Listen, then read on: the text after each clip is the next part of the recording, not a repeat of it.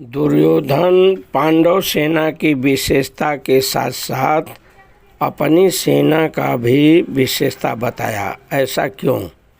जी हाँ श्रोताओं, द्रोणाचार्य के मन में पांडवों के प्रति द्वेष पैदा करने और युद्ध के लिए जोश दिलाने के लिए दुर्योधन ने पांडव सेना की विशेषता बताई।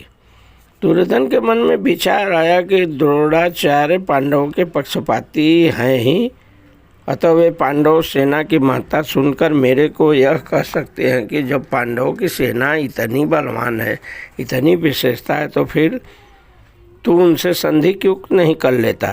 ऐसा विचार आते ही श्रोताओं दुर्योधन आगे वाले श्लोक में अपनी सेना का भी विशेषता बताया है।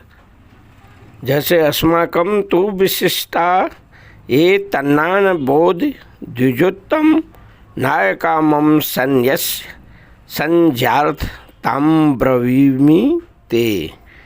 ऐसा करके जो है श्रोताओं गीता का 7वां श्लोक है, अध्याय 1 का श्रोताओं उसमें बताया है और कहा है कि हमारी भी सेना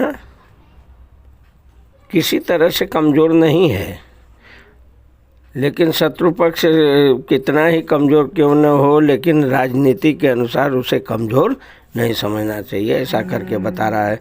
फिर कह रहा है कि हमारी सेना में जितनी विशेषता है उतनी पांडव सेना में है ही नहीं, हम लोग तो सहज ही विजय कर लेंगे। ऐसा करके बता रहा है अपनी सेना को।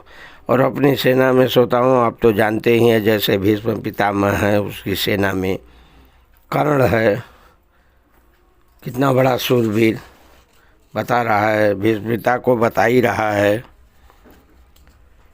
और कृपाचार्य को बता रहा है, द्रोणाचार्य को तो बता ही रहा है, अश्वत्थामा को बता रहा है, तो चिरंजीवी हैं। ऐसा करके जो है एक से एक अपने महारथियों को जो है वो बताया है विशेषता में। तो उसके कहने का मतलब है श्रोताओं इसलिए बताया है कि द्रोणाचार्य पांडव सेना की विशेषता सुन के कहीं कह न दे, इसलिए अपनी सेना को विशेषता बतलाना वहाँ जरूरी समझा वो और बतलाया है श्रोताओं। नहीं तो अपनी सेना की केवल बताने की विशेषता थी, पांडव सेना की क्या ज़रूरत थी वहाँ विशेषता बताने की। लेकिन दोनों सेना का विशेषता वो इसीलिए बताया है।